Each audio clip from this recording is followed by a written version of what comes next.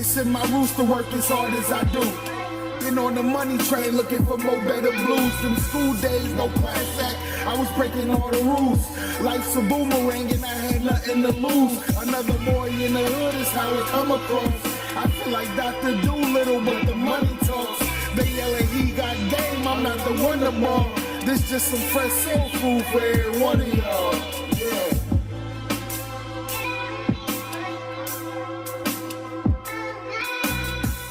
Yo, welcome back for another episode of Cornbread Movie Review. We are back, and I'm back with my guy, Fame. What up, man? Let's go! Hey! Let's go! I'm here. It's the holidays. It's not the holidays, but it's the holidays for me. Another scary movie drop. Let's go. My man is so predictable, bro. Every time it's a new scary movie, I'll be counting. 5, 4, 3, 2, ping. Cornbread, can I get on? Can I get on the movie? What's up, Fame? Yes, you can get on. Come on, let's go. I appreciate you blessing the episode, the reviews. You always bring some insight that I didn't see, or some things that I might not care about, but you care about it, and you represent the other people from, on this lens too, the viewers. Yeah. So appreciate you coming on. Fame, how can people reach you, man? What's up? Hey, you guys can follow me at Mobile Suit Fan if you want to see me get down and build some Gundam. I'm a huge Gundam person. I love anime. I love, just posting stuff anime related, but I also love my scary movies. So I'm trying to build up my content on there too, just like posting stuff and following. But you can follow me at Mobile Suit Fan. But, I'm back with one of the little things in life that you love to talk about. I'm back on here to just kind of give my knowledge and expertise from what I saw from the movie. I can't wait to be able to have this discussion with you, and thank you again for allowing me to come back. I know you want to kick me off every time, especially the Halloween Kills movie. Y'all make sure to check out that video. Great dialogue. But they see the title. They know why we here, bro. I'm leaving here with something. Let's go. We gonna discuss Alien Romulus. Yes, it is out now. It's in theaters. It's rated R. If you're new to the channel, understand I do each movie review in 5 different categories: acting, cinematography, storytelling. Did I get what I bought? Is it a must-see? Adds it up. Ranks it in 2024 because that's the year the movie came out. And then we ain't ever going to leave out without a forgotten segment. Fame, you ready? I'm ready. Let's go. Let's do it. All right, before we start, make sure you like and subscribe to the channel, all right? First category is acting. Who is in this movie? You got Haley Spaney. She plays Rain. Go ahead. Oh, Kaylee Spaney. Kaylee Spaney. I'm sorry, bro. I'm so excited to get to it, man. Yeah. Kaylee Spaney. Appreciate it. And I really like that, she's coming off another movie that came out this year, Civil War. So she's trying to knock out the movies that she's cooking, new up and comer. But she plays Rain. She plays the character of, man, she lost her family, but she does have a companion. She has to look at this, let's say a younger brother. And we're going to give spoilers, of course. Come on, bro. Y'all, we ain't going to tell everything, but we got to get through this thing. So we're going to tell some spoilers.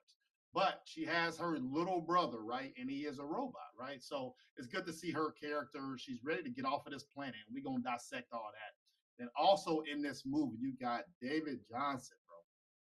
What? Andy? What? I'm going to talk about him after Fame. Fame, go ahead and talk about some people you want to talk about, man.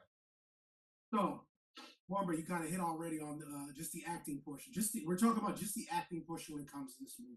Yep. Let me say something for a horror film. This is considered part of a horror franchise.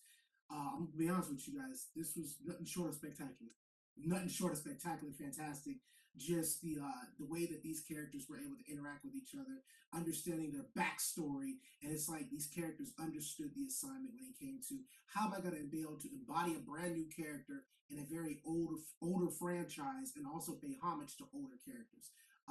Like we said, spoilers ahead. Kaylee Spaney was fantastic as Rain, and her relationship with Andy, that brother-sister dynamic. There was times like I got emotional with Andy and just the range that David Johnson had in playing him. Let's go ahead and say this. We're going to go ahead and say it now. We're going to put it out on the table. The synthetics have stolen the Alien franchise. They are the runaway characters in every one of those movies, from Ian Holmes' Ash, all the way to Bishop, all the way to David, and now we have Andy. Every single one of them are stellar performances. Every single one of them. None of them miss. It's incredible. And then also we got We got to talk about him. The fact that they were able to bring in, CGI Ian Holmes' character as Rook, like an unknown antagonist in the movie. Like, by God, it was fantastic watching these characters' sense of fear build up. It was great. And then also, there's a character that I dislike. You probably don't talk about Bjorn. Couldn't stand him. I was like, bro, this dude's a dick, but you understand why he's a dick. Like, it's like, it makes sense, but you're still a dick, bro. I just want to say they nailed their lines. And there was like classics that they paid homage to and some of the things that they were saying. I gotta say, man, it was just memorable performances for a horror movie, guys. For a horror movie. And you spoke to it. That's the acting. They leave you hating them or loving them. That means they did their job. Yes. So first off, hey, I've seen a lot of movies this year. David Johnson, probably top 2, top 3 acting I've seen this year. He played 2 characters in one, 2 in 1, embodied both of those characters. And then the chemistry from these actors, these are young, talented actors. Yes. Chemistry off the charts, and they're young, bro. So I'm excited to see what they're all doing, man. So for me, hey, and one more thing about that robot, it's like when he's playing David, you want him. That's what humans think robots should be in the future. Mm-hmm. When he had to play that other character, you like, that's the problem where we want to stop this from happening. Yeah. We can't control him. Yeah. He got other missions now. Yeah. So for me, 4.5 out of 5 overall for acting in this category. One person stole the show, but everybody else played their role to a T, man. So 4.5 out of 5 for acting for me. Fame, what you got in this category? When it comes to the original Alien franchise, they were much older characters. They were like in their 30s, like early 30s, maybe late 20s, early 30s, like the actors playing this movie. These kids could have been no more in the early 20s. And usually when you see characters like this in scarier movies like this, they usually are okay or subpar or predictable. I got none of that with these characters. I got to give it a 4 out of 5. I like it. Next category, cinematography. Now, this movie is about 1 hour and 50 minutes, which is good, right? And then also, I think the budget was about 80 million. So it's not like it was small budget or a $200 million budget that we used to with all the MCU and everything like that. Basically, they own almost 2 planets. One is Viga, I think. YVAGA? Is that what it was? No, so one was a mining one. It was like a mining. I forget. Yavaga was where they wanted to go to. Okay. I appreciate it. So it was the mining one with no sun. Yeah, none. And then they obviously went out to space. So I really appreciate that. For me, the lighting, top tier. I think the music, how you turn down certain areas when, hey, you can feel your heart beating. Come on, but you turn it up when it's like, oh, this thing is getting spicy, bro. So I really like how the instrumentation of what you're seeing and what's happening to you by watching this. It's not like there were jump scares, but it's like, no, this scene is going to be intense. So whoever edited this, top notch. And then obviously the CGI from the spaceships to the planets to how things is crashing down, and you see they shaking like, oh shit, the gravity, everything like that look great. So what do you think about this category, fam? Everything you just said, and I'm gonna just say and I'm gonna add on to everything you said, because I'm gonna just piggyback off of it. Fede Alvarez, Galo Olivares, Ridley Scott. These are the directors, cinematographers, and producers of this movie. Fede Alvarez knew he had an assignment. This movie's been in production for like 10 plus years now, because originally it was going to be Alien Paradise, it was going to be bringing back Ridley, all this other stuff. This movie's been in production, and it was going to be Prometheus 3 at one point too. So this movie's going through a lot of rewrites, a lot of working. How are we going to do this? What worked was they went back to the basics.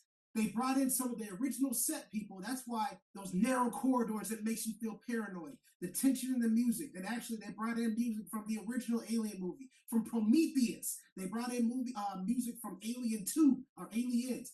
The fact that they paid so much attention to that, and then to have it to where even the opening crawl where it says 20th centuries, it kind of buzzes out. Or on the opening cinematography, you can see the spaceship, but it's quiet. Because you can't hear nothing in space. And I'm like, wow, that's how we're doing it. So it's just going to be quiet.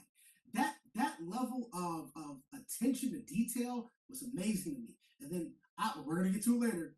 but the legendary fourth act, that fourth act, there's usually 3 acts in a movie, you guys. The fourth act, which I didn't see coming, and just he promised one thing that Fede Alvarez promised was that he was going to deliver a scene that was never seen before in terms of gore. He delivered. He 100% delivered. We'll kind of get into that with the story. I don't want to give too much away. I would say this too. For those of you that have played Alien Isolation, the game, there was also that feel and that sense of feeling too. So, and then you talked about the ship too. And I would say the ship's descent into destruction, as well as the elevation of fear and tension going up. They were in sync with one another. They were in sync, yes. Oh my God. And like you said, it didn't need to be, pop out scared. It didn't need that. We didn't need that. And we didn't get it. We got something even better. It was just that tension of something's around the corner. And I love water. That's what everybody says. Like, I don't know, touch me. That's a fact. And like you said, from the original monsters, right, with the face huggers, and then obviously the main alien that's coming out. But they also introduced other monsters as well. So it was good to see that. For me, I really like the gravity scene. The gore was spot on. I really like that X-ray when you can see through the body and stuff. I said, oh, even though you saw some of it in the trailer, but they elaborated more on it. So unfortunately for me, I've seen some other top tier cinematography roles this year. That doesn't mean I gave it a 4 out of 5, but that doesn't mean it was bad, because what I saw was pure greatness. It just had other movies I'm comparing it to. So that's what I would rate this 4 out of 5 for me. Fame, what you got it at, bro? So using what you just said, comparing it to other movies. Last month here we were talking about A Quiet Place, and I said you don't got any excuse to be as shitty as you were, and you're coming off the backs of something strong. It's the same thing with this. There's no excuse when you're coming off of a strong franchise, but damn it, did they deliver. For me, they delivered every step of the way. And just the fact that, just like I said, just how everything looked, the lighting, being able to reveal like what these monsters look like, what these aliens look like, but then also getting to see the fear in these characters' faces. I'm sorry, bro. I gave it 5 out of 5. I love it. I haven't seen that this year. I haven't seen that this year. I got you. I haven't. So 5 out of 5, man. 5 out of 5. And this is exactly why we do this, right? We got the different perspectives of people watching this, different history and stuff like that. So I love it, man. Next category, storytelling. Now, understand, people sometimes ask, do I need to watch the original movies? Do I need to watch this, watch this? For this, the only movie I'm going to say you need to watch is Alien, right? The first one. And then this is a sequel to that. I would say watch all the goddamn aliens, right? Some of them are bad. Some of them are top tier. Get through it. But if you have to pick, if you want a time crunch, right? You want to go see this movie the day before, watch the first one, and then you'll watch this one, because this is a sequel. So the first movie came out, 1979? But it takes place in 2122, right? The future, yeah. So understand that this movie is taking place in 2142. So I think it's like 20-year gap between the first one and the second one. So that's some of the storytelling that you should understand in watching this movie. All right. It's what, the 8th, Alien movie? If you take away the Alien vs. Predators, I think just all the Alien movies. It's like the 8th to 10th one. I don't. It's a lot of them. It's kind of like Fast and Furious, but this is a way to double back and deliver on that.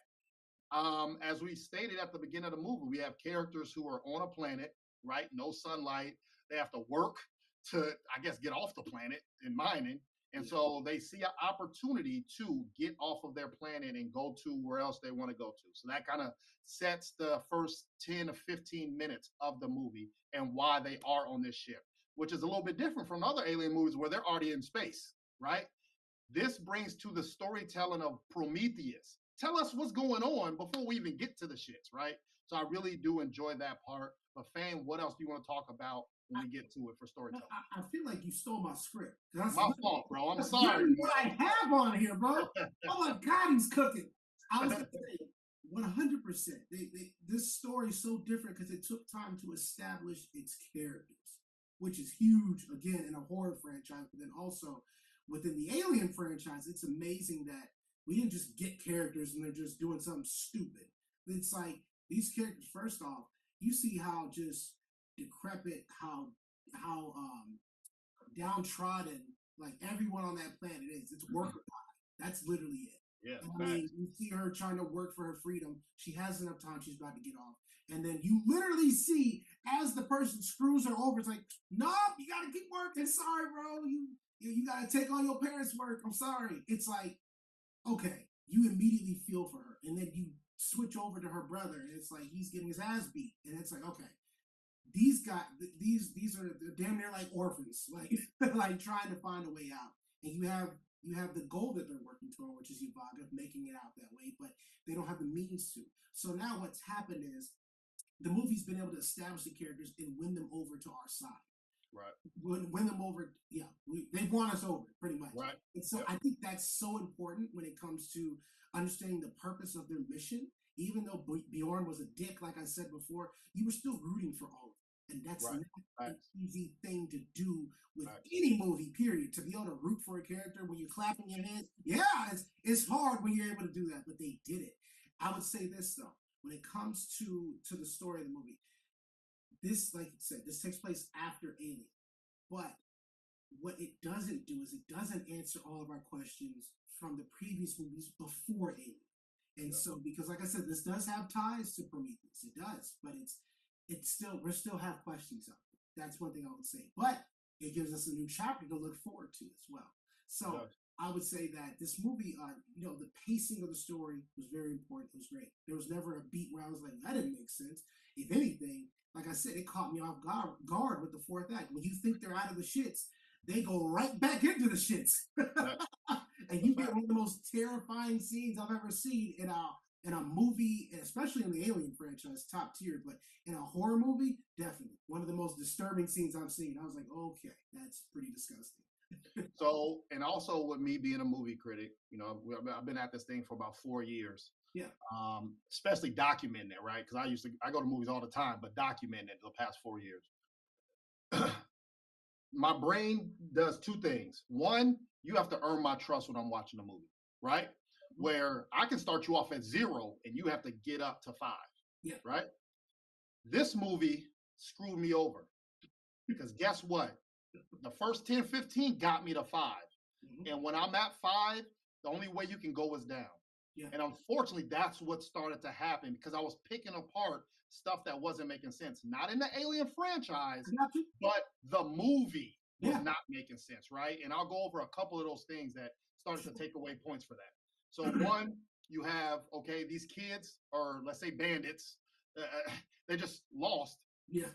Hey, let's go steal this ship, head out. Okay, where's the authorities at? Where you just learn how to fly this ship? Like, tell us, come on, man, help me out. Help me get there with you, right? No backstory on that. They just got a crew, left the ship. Okay, cool. That makes sense. Or that didn't make sense to me. Another one, you have a small thing. I don't know if you noticed this. When they're running from the aliens, you got David's character. He's rebooting, and they get on the elevator. Mm-hmm. And now they're watching David when they're on the elevator. So I'm like, so the camera's just right there? Come on. It makes sense for the movie, but in reality, what's going on? I'm like, how did we get there?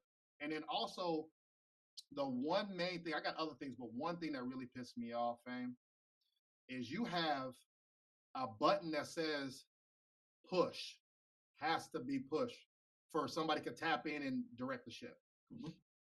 Or you got to push it for autopilot. Cool. At the end of the movie, nobody's on the ship and the shit just switch over and it doesn't crash. It gets to fly off. I'm like, come on, bro. I was with y'all, but now y'all going against what just happened. Like, come on, man. So certain things that started to chip away at what I'm watching. And like I said, I got more, but I don't want to give the movie away. So, and if you want to talk more about this category, go ahead, baby. I would say one of my gripes when it came to the story, it was kind of near the end when it's like we got this serum, right? And we established we as the audience already know we can't trust this. Right. And so I love that you have Rain's character like, hold on, wait a minute, we don't know what it's gonna do. Mm-hmm. So we know that, they know that, and yet she still takes it. That didn't make sense to me because we had already established, okay, they know not to take it. It didn't make sense. I don't think she was at that part though, right? Wasn't she asleep or something with the? But even then, if she was, they told her to. That doesn't even make sense then. Because she wouldn't have took it, she wouldn't have known that it did something. So you're right. Exactly. Right. Either way, it doesn't make sense because it's like, okay, if she was asleep that whole time and didn't hear them, why the hell is she taking something random? And even if Rook told her to take it, Right. you're just gonna listen to something. Yeah, take it. When Right. you didn't listen to him when he told you to abandon your friends, that didn't make sense to me. I was like, I agree. how did we get there? I was like, okay, that didn't make sense. But I did like that. It felt like we were kind of like Andy, because we know what happens when a face hugger gets on you, the whole thing. And so Andy's like trying to stop it, and we know that he has good intentions. And it's like, man, versus back in the day, you wouldn't have known who was right and who was wrong. Yep. So I like that dynamic, that we got to really be immersed in the story, and we weren't just like watching it. It was like, oh shoot, beat by beat, what's gonna happen here? So those were things that I did appreciate, things that I didn't appreciate. I agree. So for me, this category is going to get a 3.5 out of 5. I think Alien franchise, they did it justice, right? It was great to see. But when you just take out the Alien franchise and you already have a path, when you have to create your own path on how to get there, I think that's where they started to fall through the cracks, and they just didn't answer those questions. So that's what I got. What you got for this category, man?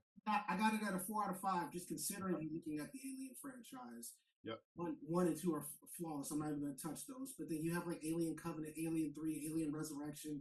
Yep. Stories, the characters are just wonky. So, especially in Covenant, they were making dumbass decisions left and right. So I got it at a 4 out of 5 because it's still one of the stronger stories with one of the strongest characters we've seen throughout this franchise. That's a fact. All right. Next category. Did I get what I bought? This movie is also a sci-fi thriller. It was $18. It's packed. One thing I want to say to y'all out there who say theaters are dead, bro. Yeah. Theaters aren't dead. Yeah. The movies make the theaters dead. I just watched what is it? What's the Barbie movie? Barbie and Oppenheimer tear up everything last year. I just watched Deadpool and Wolverine tear up everything. Alien is on that track. So don't tell me that movies are dead, because when I go see other movies, I'm there and they're the only one in there on a Friday night. I'm like, shit, I ain't gotta buy my ticket early. So come on, bro. It's not the theaters, it's the movies that are driving this, right? Did I get what I bought? Bro, usually you get to see what? One face hugger, one alien, one. Bro, they were unlimited in this movie. Plus some. And just the gore, the violence, the top tier media that you saw doing its thing, and it still didn't give the movie away. I loved it, bro. So did I get what I bought? I'm gonna speed this thing up, Fame. Go cook. 5 out of 5 for me. Did I get what I bought? Go ahead, Fame. I'm gonna say this. I spent $20 to go see this movie in IMAX, and I'm gonna endorse everything you said about movies are not dead. So many people were in the movie theaters to see this movie, and I was so happy. I got my food. I got to see the movie. It's a much anticipated sequel. Like I said earlier, it delivered on the story. It delivered on the action. It delivered on the characters. Did I get what I bought? I've been waiting. And remember, this movie was supposed to come on Hulu. And they changed it and made it for the theaters. Absolutely, I got what I wanted from this movie. 5 out of 5. 100%. And I want that gun too, with the aim assist and doing all that other stuff. What? Where you get that from? You know what I'm saying? I want that. But definitely with a top, a lot of horror movies came out this year. I don't know why, but a lot of movies, and this is one of those top tier ones that you should see if that is your genre that you like. So 5 out of 5 from both of us. So we do agree on that. Last category, is it a must see? A couple things I want to discuss. Some of the alien movies, stuff, especially back in the day, right? You'll have a woman naked, right? In their bra and panties, trying to get that side of men to watch. There was no sexualization in this movie, bro. None, right? I really like that. You got some comedy that I didn't even expect. Like, oh shit, this is funny. Yeah. You did get the robot playing superhero ball, right? He starts saying crazy stuff lines, but I really didn't sign up for that stuff, and I got extra stuff with that. And also, it's an alien series, so for me, go see the Prometheuses and the first couple Aliens, and I think you should be good on this. But Fame, what else would you want to discuss in the must-see category? I would say this: if it's a must-see, you gotta remember we started the summer seeing A Quiet Place. Yeah. Then the summer hit its climax with Deadpool and Wolverine. And then we have this movie that comes out that has to follow a tough act like that. If it followed after Quiet Place, it'd be like, oh, easy. But it has to follow after Deadpool Wolverine, and damn it, it followed up. It's the second best movie of the summer for me because Deadpool Wolverine was a tough act to follow. Okay. It's the second best movie of the summer. Okay. I can't find another one. I'm telling you, this movie, from top to bottom, like I said, it had a lot of expectations for me to feel. And like you said, based on these other movies, these other alien movies that have come out, I've seen a lot of people are going back and watching Prometheus now. A lot of people are giving that its due because when that came out, it didn't get the love like it should have. Man, so a lot of people are going back and watching that. They're going back and watching Aliens. Hell, Alien Resurrection has popped up. I was like, let me just watch it for a couple minutes. It's still not as good as this. It's absolutely a must see. Absolutely. I like it. I like it. What you rated, man? What you rated? I got to give it a 5 out of 5, man. For me, it is going to get a 4 out of 5 just because it already has the blueprint how to be successful, right? Yeah, so it loses some of that originality that I would like to see when I'm rating other movies, right? That gets more play from me. And I need a timeline on how fast these monsters evolve, bro. I don't understand it. Bro, it goes from face hugger to goddamn little baby to adult to chilling. I'm like, oh shit, like what's going on? So I think that what it did was, I'm sorry to cut you off. I think what it did is it established that because you hear this throughout the entire series. It's the perfect organism, and it is. Yeah. It can live in space. Come on, bro. Man. Come on. And it just eats people and harvests them like a spider, bro. It's wild. So for me, must see is it a 4 out of 5. So overall, Alien Romulus from Cornbread Movie Review receives a 4 out of 5. Fame, what do you have this movie at, man? It's crazy because we both have different numbers, but yeah, we come at the same thing, 4 out of 5. Yep. I love it. I love it. So make sure y'all check out my 2024 movies, see how they rank up throughout the year. And then guess what? We are not going to leave you without a forgotten movie. This is a movie that you forgot about, never heard of. You definitely need to double back. I always give my guest the honor. You want me to go first or you, Fame? What you want? I'll go first. I'll get out the way. Yep. So, and I'm not sure if you've already done this one in the past. I don't think you have. But forgotten movie, if you want a good horror movie, a good solid horror movie, go with John Carpenter's The Thing, 1982. Okay. One of the greatest horror movies ever created. Directed by John Carpenter, it is about a group of scientists that were working in an Antarctic facility. They are attacked by an alien, but this alien can literally assimilate them and then pretend to be them. And so it is literally the template for the game Among Us and tons of games and movies that have followed after that. It stars Kurt Russell and Keith David. It is a movie that is still talked about to this day. To this day, there's been literal like college courses that have they've had like research papers on this movie. It's one of the greatest movies of all time, and it still holds up too. So I like it, man. Thank you. Then the movie I got today is another, let's say, end of world movie, and that movie is Don't Look Up. Don't Look Up came out in 2021. It is rated R, a world ender. It's a comedy sci-fi, but it also dives more into, let's say, reality of what it would happen if a meteor comes to take off the Earth. It's going to go two ways. We're going to go to the scientists or we're going to go to the believers. Nah, they just making stuff up. I don't see that shit. It's good. No, for real. This meteor's about to hit Earth in 3 days. Like y'all BSing. So you get to see the interweavings of how people act. Money's irrelevant, but are you going to take shelter? Are you going to try to leave the planet? All those things are relevant in this movie. So that's Don't Look Up. Make sure y'all check out Fame. How can they follow you again? Hey, if you guys want to follow me, watch as I build some models or while I'm getting into my horror anime stuff, follow me on Mobile Suit Fame on Instagram. You can also follow us on Red Streamcast on YouTube. And Cornbread Movie Review. Make sure you like and subscribe to the channel. I'll be back next week. I'll let you, boy. Peace.